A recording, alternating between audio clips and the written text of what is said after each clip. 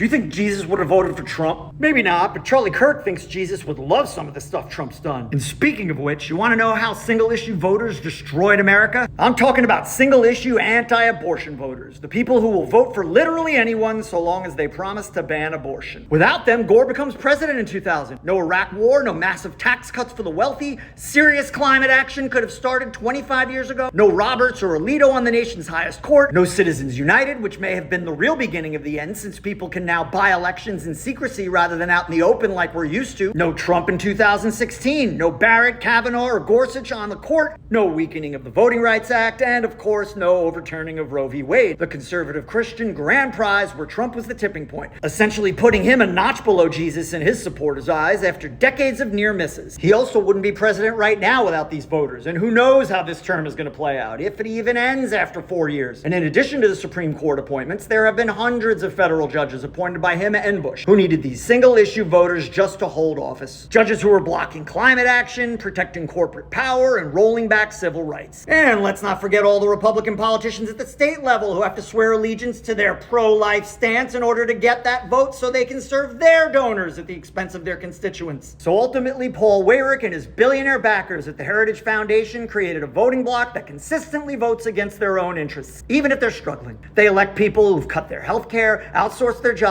slashed their education funding, ignored their infrastructure, polluted their air and water, and let's not forget they did this to the rest of us too. But wait, here's the most terrifying part. Most of these voters don't want to solve climate change because they're in denial of it. They don't want to prevent nuclear war because the human race might go extinct. Their unwavering support for Israel isn't about peace in the Middle East. It's about fulfilling biblical prophecy. They want Jesus to return and to usher in the end times. I mean, when your worldview is built around one manufactured issue and you're actively hoping for the apocalypse, how can you be capable of any rational analysis about existential threats to humanity? And while the billionaires who created this mess don't actually want the apocalypse, they do want the deregulation and environmental rollbacks that boost their bottom lines because most of them won't live long enough to see it hit the fan anyway. But in the meantime, they've created a loyal, bulletproof voting bloc that's more than happy to destroy the planet and everyone on it so long as abortion gets banned. And should those numbers ever slip, that's when they trot out total myths like post-birth abortion. Yes, these conservative Christians believe live babies are being born and then killed and that Democrats support it.